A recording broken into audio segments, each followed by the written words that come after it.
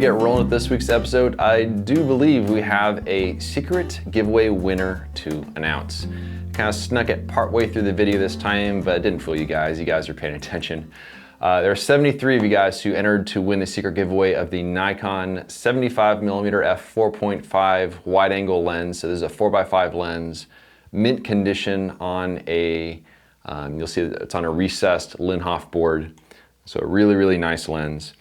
And this is a lens that I purchased because I was building up a whole 4x5 kit. But as it turns out, you know, I think 8x10 is just where I'm going to put all my emphasis.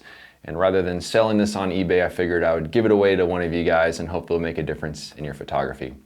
So there were 73 of you guys who entered to win the lens, and I had Siri choose a random number between 1 and 73. The number was 70.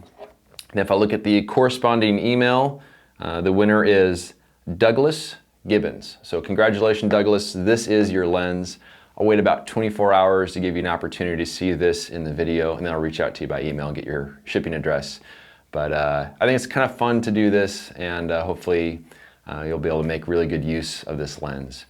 This week's video is, again, it's going to show 3 photos that all have something in common. In this case, it is the use of rear tilt. Hope you guys enjoy.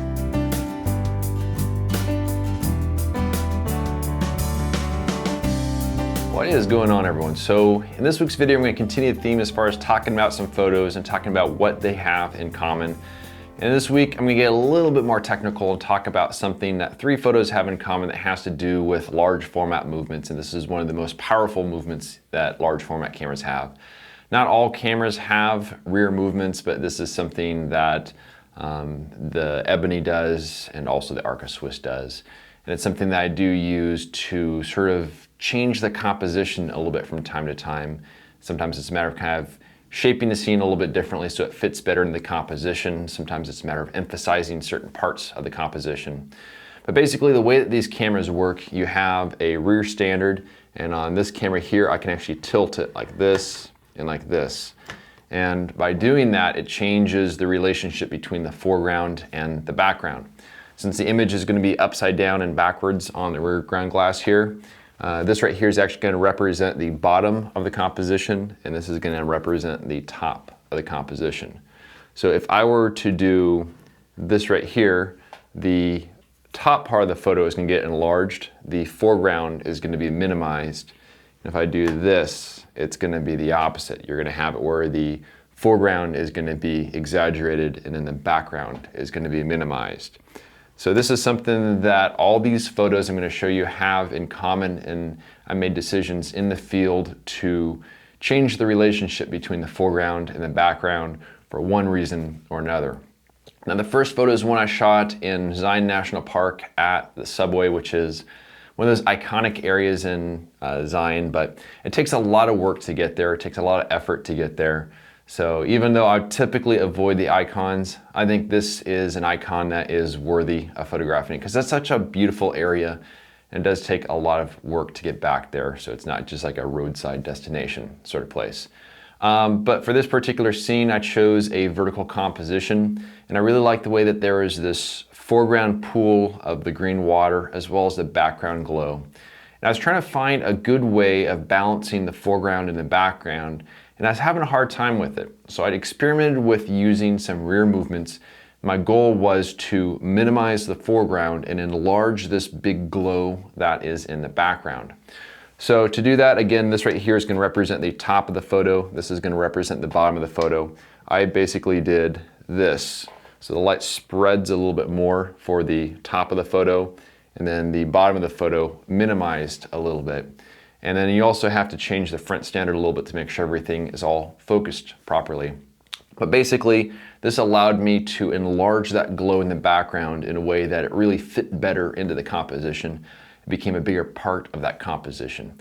It also allowed this nice diagonal line to kind of go from the lower right corner kind of into the scene, because that area sort of shrunk down a little bit as well. So this is a photo I shot back in 2010. And it was definitely a matter of having a really good feeling for what I wanted to do as I was setting up the composition, because it just wasn't quite fitting into the frame the way that I wanted to. But these large format cameras have a lot more power to do that. Now this is also something that you could do if you were to take a regular photo, take it in Photoshop, kind of make it into a trapezoid and then recrop it. You're kind of doing the same thing, except for you're doing it in camera on these cameras, so you're not losing any resolution as you're kind of stretching things after the fact. The next photo is one that I took also back in like 2010. This was in Death Valley. I know, Zion, Death Valley, every single time it's the same thing. But this is a photo I shot in the Salt Flats. And I used a wide angle lens for the scene, but I wanted to have a little bit more drama in the scene. And you had these clouds that were coming in ahead of this rainstorm. And even though I was using a wide angle lens, I wanted to further emphasize the foreground. And I wanted to have the polygons kind of enlarged a little bit because I have a really high camera position. It's really common for a lot of people to have the camera really low to ground to exaggerate that foreground. But when you do that, what happens is you compress the midground where everything kind of flattens out so that you have a nice foreground, the midground is sort of squished, and then you have the background. But by having the camera up high, you see the foreground transition all the way to the midground, all the way to the background. So you have this nice perspective on the scene. But in order to enlarge the foreground, I used rear movements to do that.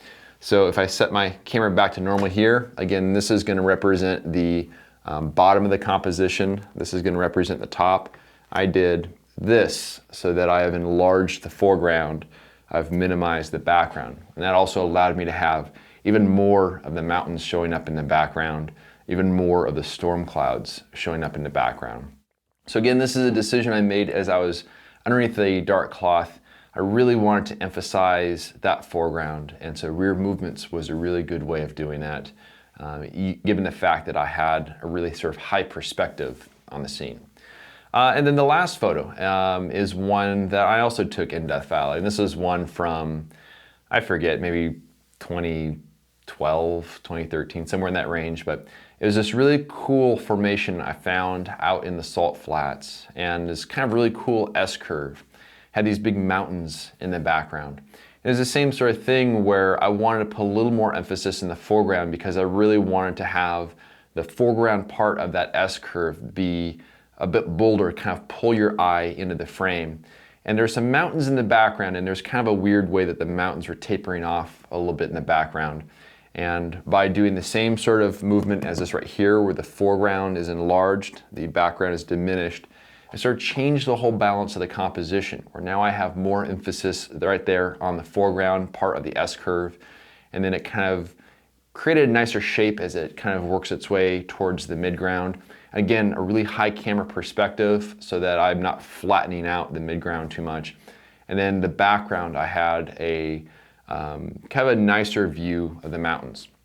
I should also mention that this is one of the photos where my camera spent the night out there. And when I've talked about in the past, why it is that I leave my camera overnight. Well, for this particular scene, I set this photo up the day before, took a couple pictures at sunset, but the light wasn't all that good. But I was hoping for some sort of clouds at sunrise. So I, weighted my camera down, I left it there overnight. I showed up the next morning and there was just a little bit of high clouds in the sky, and they happened to be right in the composition, right as I had set it up the day before. But I had the time to make all these decisions as far as, doing the rear movements, doing the front movements to get everything focused, fine-tuning the composition. I was able to do that when it was really bright outside in the afternoon, where I'm not trying to make all those snap decisions, in the morning when it's really hard to see that ground glass. So that's also kind of one of the reasons why the camera gets left overnight. And even though this camera got damaged earlier this year by doing that, I'm still going to do that, but now I have a quick release that will make it so the camera won't take a tumble in the morning. But this was definitely one of the photos that was made possible by leaving it overnight. But all these three photos, they have in common the fact that I use rear movements to kind of skew the composition to make it so it fits within the boundary of the ground glass there. Because sometimes you find a scene it's almost there, just needs that little bit more. And I'm so accustomed to using rear movements now that I would quite honestly feel lost if I didn't have that as another tool in my toolkit. But I want to thank everyone for watching, and we'll see you around next week.